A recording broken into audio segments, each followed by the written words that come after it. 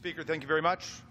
I rise to talk about a job killer tax bill that's coming to Congress this week, and if you don't watch out, it could be coming to your hometown soon. Up until yesterday, Mr. Speaker, I thought the new GOP tax plan was just run-of-the-mill, upside-down class warfare waged by the wealthiest people in the country against everybody else. I knew 80% of the windfall of the tax cut would go to people making $912,000 a year or more, the richest 1% of the country.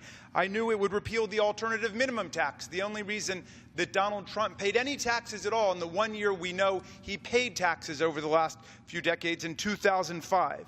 I knew it would repeal the state and local income tax deduction, which would be terrible news for tens of millions of middle-class people in states across the country, including mine in Maryland. I knew it would repeal the estate tax, which only affects the wealthiest 1/2% of the country. All of these provisions would help to create a hereditary oligarchical elite, like the hereditary oligarchical elite in Russia today. Oh, and this huge penthouse suite party will be paid for by the rest of us and blow a record-smashing $2 trillion deficit hole into our economy in programs like Medicare and Medicaid. I knew all of this, predictable enough. But then I noticed a provision yesterday that is absolutely gobstopping, shocking, startling, eye-popping, unbelievable in the GOP tax blueprint. It's called the territorial system. And what it means is simple.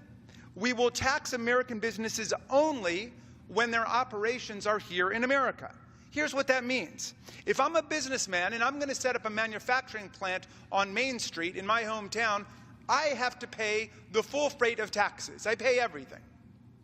If I set my business, my new manufacturing plant, up in Mexico or Bangladesh or Ireland, I pay 0 taxes.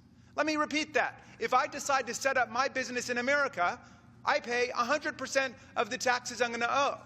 If I decide to relocate my business and all the jobs abroad, I will pay 0 taxes. And that works even if I've already got the business in place here and I decide to ship everything overseas. Suddenly I get a 100% tax break for all the profits that I earn overseas. Mr. Speaker, perhaps I misunderstand it. I'm not a professor of tax law. I'm a professor of constitutional law. So maybe I'm not interpreting right. I would love nothing more than for one of my colleagues from the other side of the aisle to get up and tell me it's true and correct me and explain what I've got wrong. But if I've got it right, this shocking provision tucked into the bill that we're about to see is a job killer, a national emergency, and a dagger pointed at the heart of the American economy and our jobs.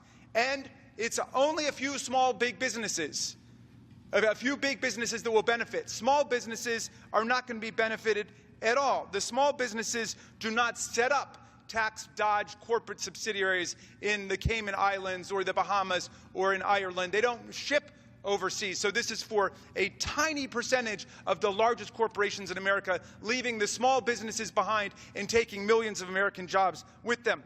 Why would the majority do this to us when Donald Trump campaigned on a platform of putting America first and promising to bring American jobs back home, not export millions more with a devastating tax plan?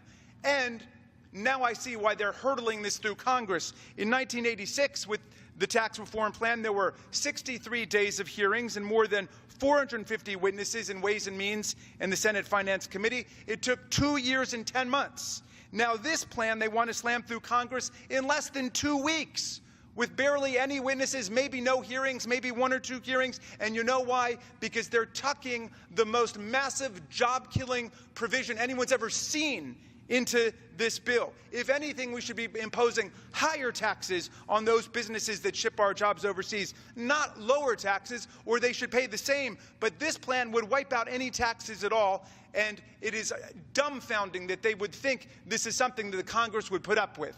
Just like they tried to slam through Congress the ACA repeal, and we stopped it when the people got the word. We've got to make sure, Mr. Speaker, that every American understands what's really in this tax bill coming our way. I yield back.